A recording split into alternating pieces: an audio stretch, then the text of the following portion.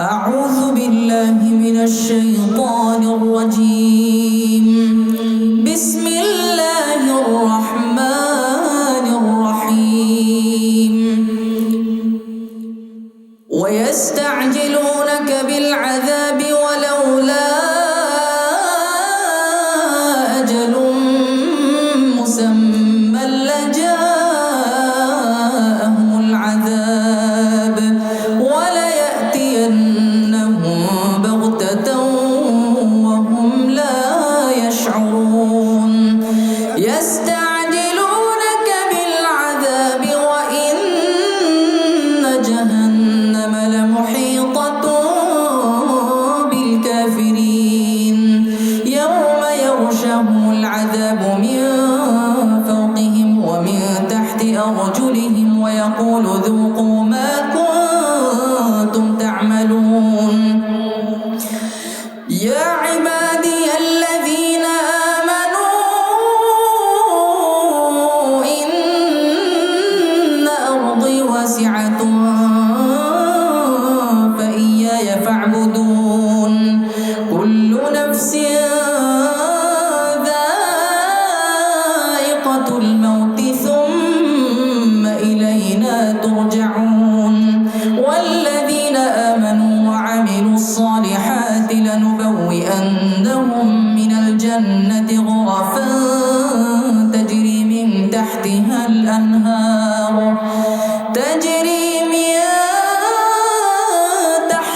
الأنهار خالدين فيها. نعم أجر العاملين. الذين صبروا وعلى ربهم يتوكلون. وكأي من دابة لا تحمل رزقها الله يرزقها وإياكم وهو السميع العليم. ولئن سألتهم من خلق السماوات والأرض وسخر الشمس والقمر ليقولن الله فأنى يؤفكون. الله يبسط الرزق لمن يشاء من عباده ويقدر له إن الله بكل شيء عليم. ولئن سألتهم من نزل من السماء ماء فأحيا به الأرض من بعد موتها ليقولن الله. قل الحمد لله بل أكثرهم لا يعقلون. صدق الله العظيم. السلام عليكم ورحمة الله وبركاته. ভালো আছেন তো সবাই? আমি আলহামদুলিল্লাহ ভালো আছি। আসলে অনেক খারাপ লাগছে, জায়গাটা সংকীর্ণ, এরপরও মানুষের এই যে দাঁড়িয়ে থাকা দেখে এত কষ্ট করে কোরআনের মজলিসে বয়ান শুনছে, তেলাওয়াত শোনার জন্য এসেছেন, এটাই গর্বের জায়গা। আজকে এর বিপরীতে কিছু হলে হয়তো দ্বিগুণের থেকেও বেশি লোক থাকতো। এরপরেও আল্লাহ তো সবাইকে ভালো কাজে যাওয়ার তৌফিক দেন না, দেন? তো আপনারা যারা এসেছেন অবশ্যই আল্লাহর প্রিয় বান্দা, সেই জন্য কষ্ট করে হলো, দাঁড়িয়ে থেকে হলো কোরআনের তেলাওয়াত এবং কোরআনের বক্তব্য শোনার আপনাদেরকে আল্লাহ সুযোগ দিয়েছেন, ঠিক কিনা বলেন? আমাকেও আসার তৌফিক দিয়েছেন, এটাও হয়তো আল্লাহ তাআলার রহমত। আমি অলওয়েজ শুকরিয়া আদায় করি আল্লাহর কোরআনের সাথে আজীবন যেন থাকতে পারি, এবং আপনাদের জন্য দোয়া করি আল্লাহ তাআলা যেন এই যে আপনারা এসেছেন, কষ্ট করে বসে আছেন, আমি আশাবাদী যে শেষ পর্যন্ত আপনারা থাকবেন না ইনশাআল্লাহ।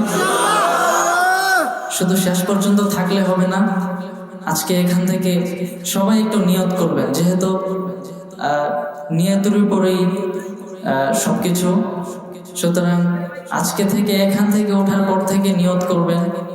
আপনারা যারা কোরআন তিলাওয়াত করতে পারেন না, অবশ্যই এখান থেকে নিয়ত করে উঠবেন যেন ফিউচারে যেন আপনারা কোরআন পড়তে পারেন এবং আপনাদের যারা সন্তান আছেন, নাতি আছেন, যেই হোক পরিবারের অন্তত একজন হলেও, দুজন হলেও কোরআনের বাণী শোনানোর ট্রাই করবেন, তাদেরকে কোরআন শিক্ষা দেওয়ার চেষ্টা করবেন তো ইনশাল্লাহ। অন্তত আল্লাহ তাআলার ওই কিয়ামতের ওই কঠিন দিনে তো বলতে পারবো যে কয়েকটা মানুষকে বলতে পেরেছি কোরআন পড়ার জন্য, ঠিক কিনা বলেন? এতটুকু বলতে পারলে কিছু বলার থাকবে, না হলে তো কিছুই বলার থাকবে না। আমি শেষ পর্যন্ত এটাই বলবো, তেলাওয়াত তো করলে, নাশিদ শোনানোর পর আর কিছু বলার থাকবে না, তাই এতটুকু বলে আর কি। দোয়া করবেন তো সবাই? আপনাদের জন্য দোয়া রইল, আমার জন্য সবাই দোয়া করবেন, আল্লাহ যেন আজীবন কোরআনের খেদমতে নিয়োজিত থাকার তৌফিক দান করেন। আউযু বিল্লাহি মিনাশ শাইতানির রাজীম। বিসমিল্লাহির রাহমানির রাহিম।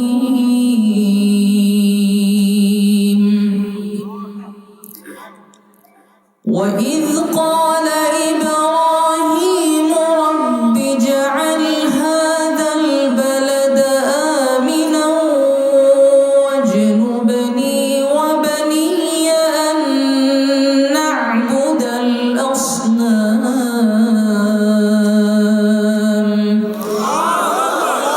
رب إنهن أضللن كثيرا من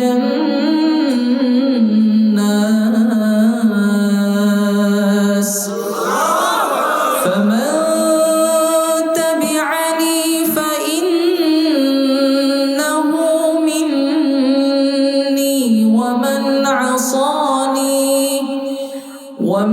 عصاني فإنك غفور رحيم ربنا إني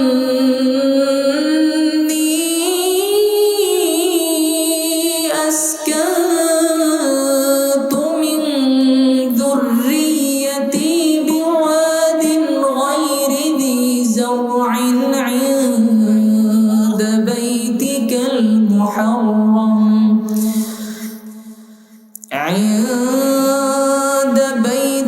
المحرم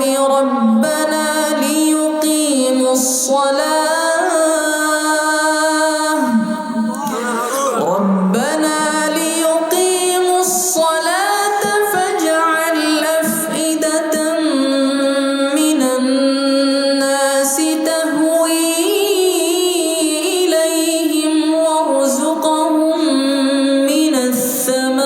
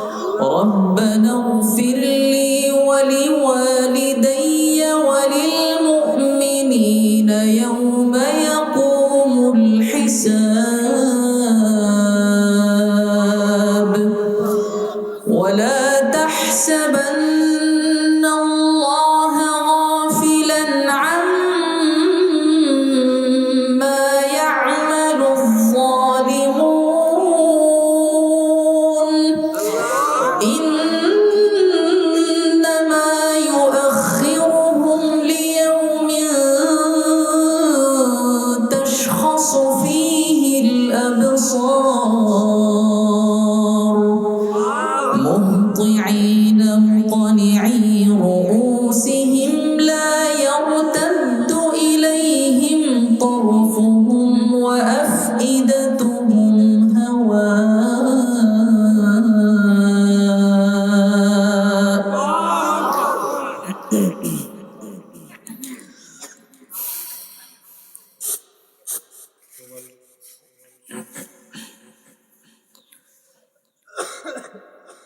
أعوذ بالله من الشيطان الرجيم.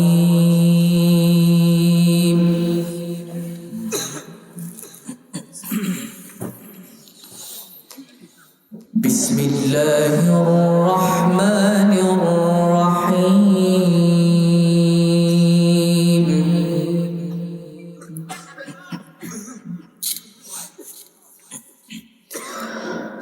فاتخذت من دونهم حجابا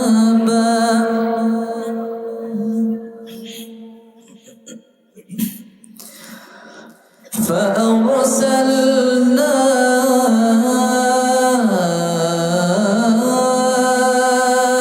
إليها روحنا فتمثل لها بشرا سويا.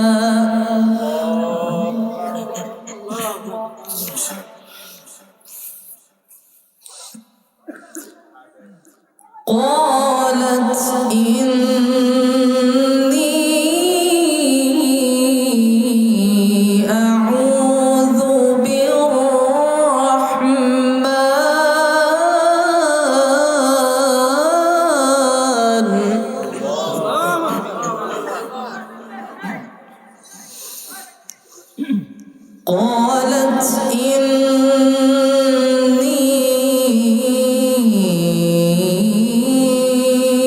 أعوذ بالرحمن منك إن كنت تقيا.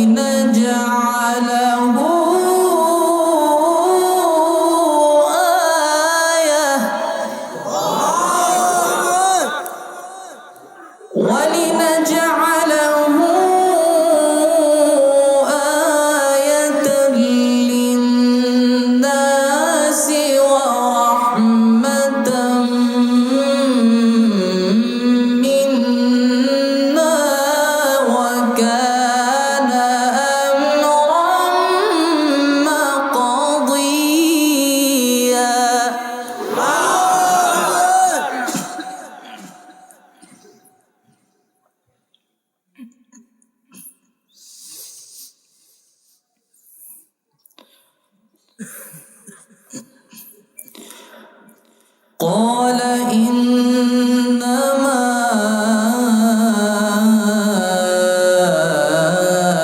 أنا رسول ربك لأهب لك غلاما.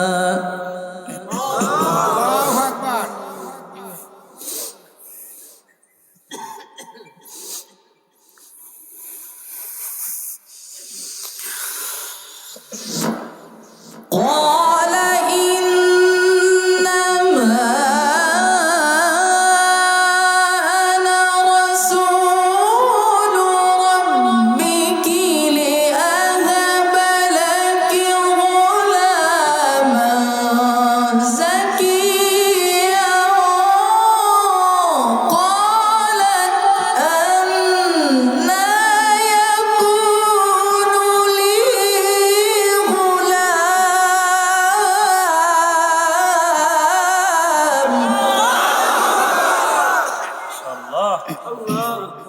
ما شاء الله. قالت أنى يكون لي غلام ولم يمسسني بشر ولم أك بغيا.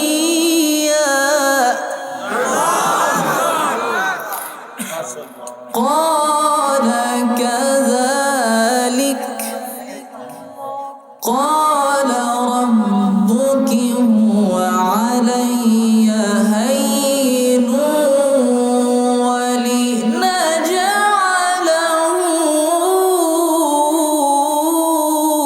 آية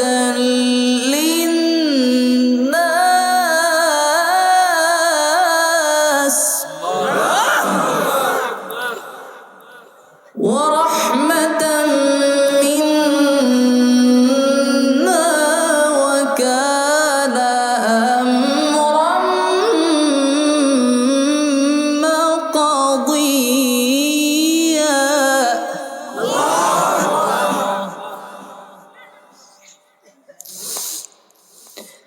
فحملته فانتبذت به مكانا قصيا.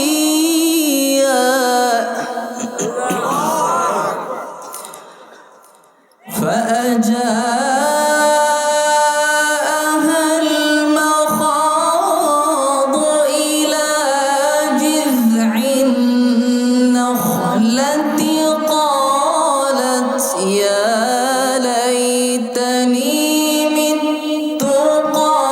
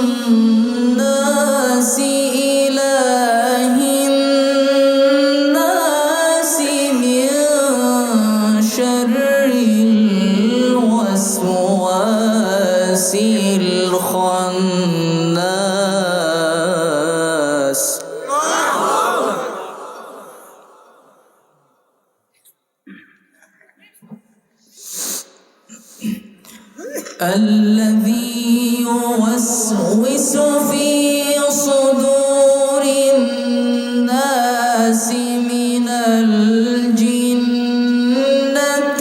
والناس.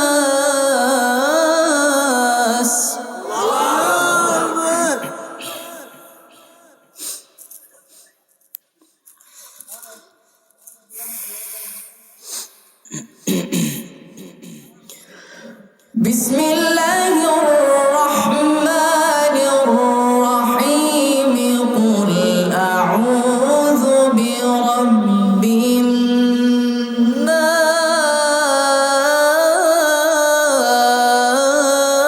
الناس.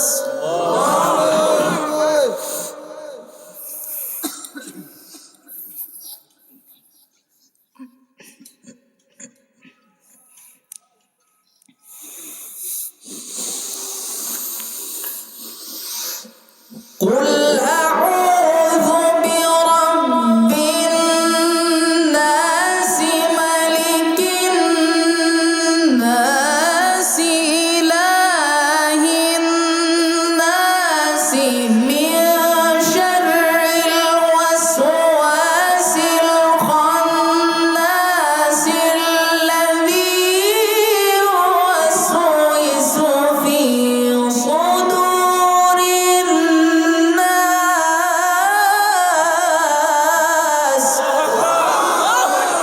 لله تكبير.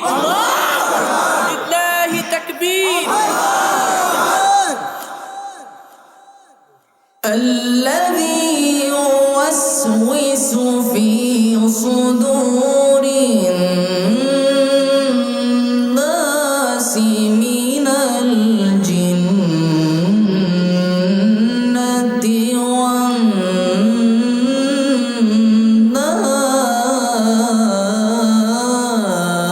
والناس.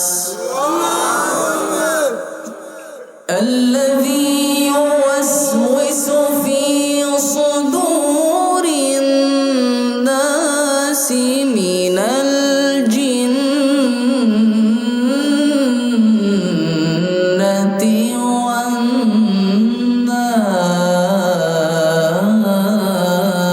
والناس. صدق الله العظيم. ما شاء الله.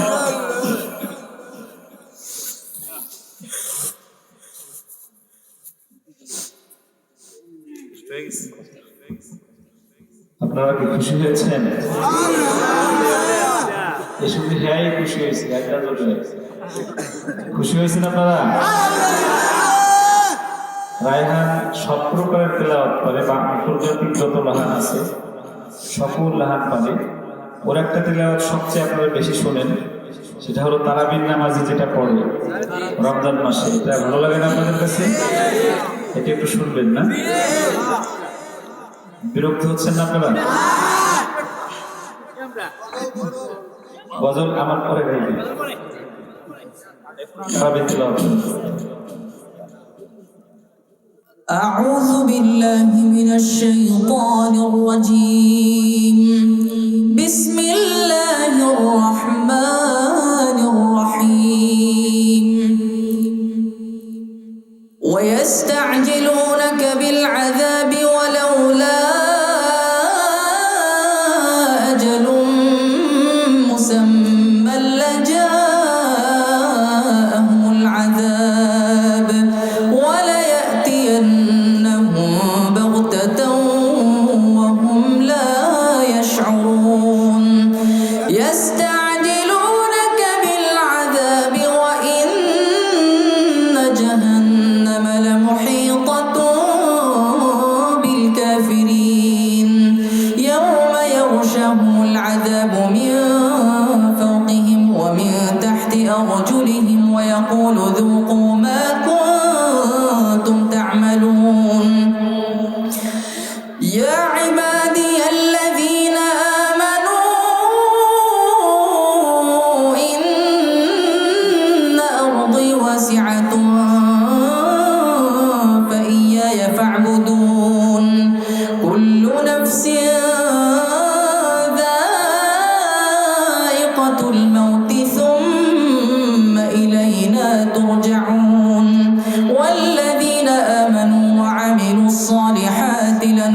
لأنهم من الجنة غرفا تجري من تحتها الأنهار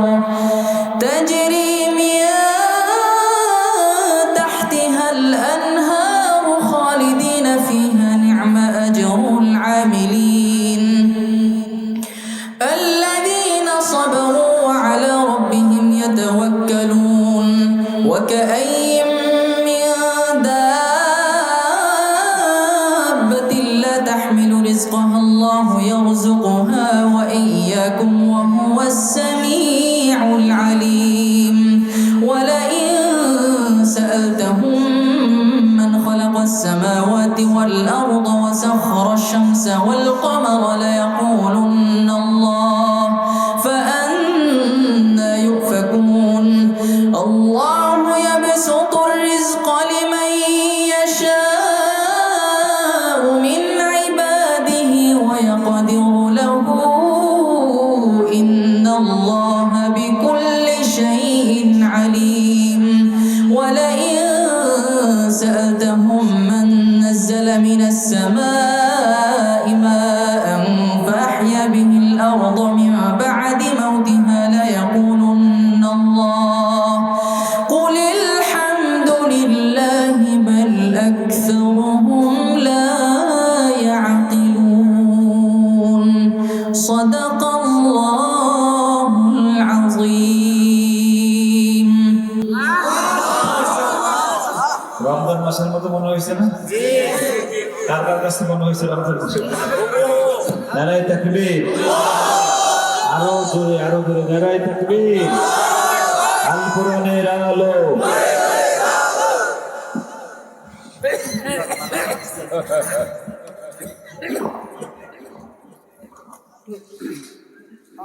সম্মানিত উপস্থিতি, আমি আজকে আপনাদের কাছে খুবই কৃতজ্ঞ যে আমি গুনাহগারের আহ্বানে আপনারা সকলেই সাড়া দিয়েছেন। যে দুঃখিত আমি, আমার ঠান্ডা লাগছে, অনেকদিন যাবতীয় মেহনত করতেছি একটা এই আয়োজনের জন্য। আমার যতটুকু সম্ভব আমি চেষ্টা করছি। বাকি আপনাদের সবচেয়ে বড় যে জিনিসটা আমি পাইছি সেটা হলো আপনাদের দোয়া। আজকের এই মাহফিলের যিনি প্রধান মেহমান,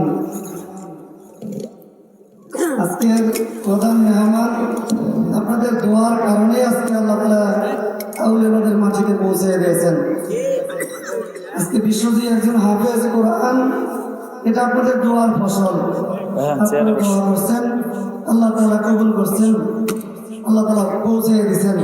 আমাদের টাঙ্গাইলের গর্ব আমাদের মাঝে উপস্থিত আছেন আলহাজ হযরত মাওলানা আব্দুল আজিজ সাহেব দামাত বারাকাতুহু আলিয়া। উনি আমাদের মাঝে আমাদের টাঙ্গাইলের একটা বট গাছের মতন আল্লাহ তাআলা দান করছেন, যিনি আলহামদুলিল্লাহ আজকের এই মাহফিলের সভাপতিত্ব ইনশাআল্লাহ আল্লাহ তাআলা কবুল করছেন। হুজুর অনেক ব্যস্ততা থাকেন, হুজুর শারীরিকভাবে অনেক অসুস্থও থাকেন, অনেক অসুস্থতার পরেও আলহামদুলিল্লাহ আজকের এই মাহফিলের মধ্যে আল্লাহ তাআলা অনেকে নিয়ে আসছেন। এই জন্য আমি হুজুরের কাছে অনেক কৃতজ্ঞতা প্রকাশ করি যে আল্লাহ তাআলা হুজুরকে আমার এই মাহফিলের মধ্যে আউলিয়াদের তৌহিদি জনতা ডাকে সাড়া দিয়েছেন। তো সম্মানিত উপস্থিতি, আমি আপনাদের মূল্যবান সময় নষ্ট করব না। এই পর্যায়ে আমাদের আজকের মাহফিলের সভাপতি সাহেব এবং আজকের মাহফিলের প্রধান মেহমান এবং আজকের মাহফিলের বিশেষ আকর্ষণ বিশ্বজয়ী হাফেজ কারি আবু রায়হানকে আজকের এই মাহফিলের পক্ষ থেকে ফুল দিয়ে বরণ করতেছি। তো এখন আজকের মাহফিলের প্রধান মেহমান বিশ্বজয়ী হাফেজ ও শিশুকারীদের গর্বিত ওস্তাদ মুফতি আব্দুল কাইয়ুম মোল্লা সাহেবকে ফুল দিয়ে বরণ করবেন আমার নিজের ছেলে হাফেজ মোহাম্মদ ওলিউল্লাহ আল হাবিব। বিশ্বজয়ী হাফেজ আবু রায়হানকে ফুল দিয়ে বরণ করছেন আমার এক ভাতিজা আছে মোহাম্মদ আব্দুর রহমান। আজকের মাহফিলের সভাপতি সাহেব আলহাজ আব্দুল আজিজ সাহেবকে ফুল দিয়ে বরণ করবেন আমার এক ভাগ্নে হাফেজ মোহাম্মদ আব্দুল রহমান।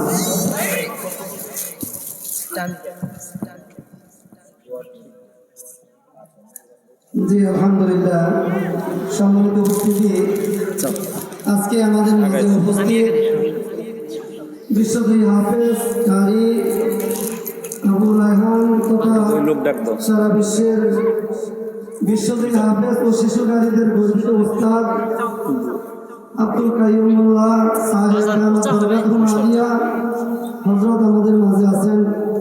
তো হযরত সম্পর্কে আমি আর কি বলবো, আলহামদুলিল্লাহ হযরতের মুখ আল্লাহ তাআলা সারা বিশ্বের মধ্যে ফুটিয়ে দিয়েছেন। সারা বিশ্বের মানুষ হযরতকে সবাই জানেন, তবে আমি এতটুকু শুধু হযরতের সম্পর্কে বলি যে নবীজির একটা সবচেয়ে গুরুত্বপূর্ণ একটা গুণ ছিল, নবীজি নিজে ছিলেন এতিম, নবী এতিমকে খুব ভালোবাসতেন।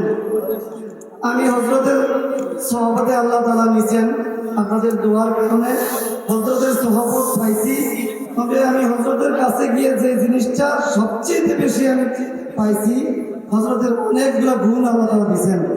তার মধ্যে সবচেয়ে গুরুত্বপূর্ণ যে বিষয়টা আমি দেখছি সেটা হলো নবীজির একটা গুণ ছিল, নবীজি নিজেও এতিম ছিলেন, এতিমের মাথায় নবীজি হাত রাখতেন। তো আমাদের আজকের মাহফিলের প্রধান মেহমান বিশ্বজয়ী হাফেজ কারি আবু রায়হান তথা বিশ্বজয়ী হাফেজ কারীদের সুনামধন্য উস্তাদ মুফতি আব্দুল কাইয়ুমুল্লাহ সাহেব দামাত বারাকাতুহুর মধ্যে, ওনার মধ্যে আমি এই গুণটা পাইছি। উনি এতিমকে এত ভালোবাসেন যে ওনার নারায়ণগঞ্জের মধ্যে আর রায়হান ইন্টারন্যাশনাল একটা মাদ্রাসা আছে।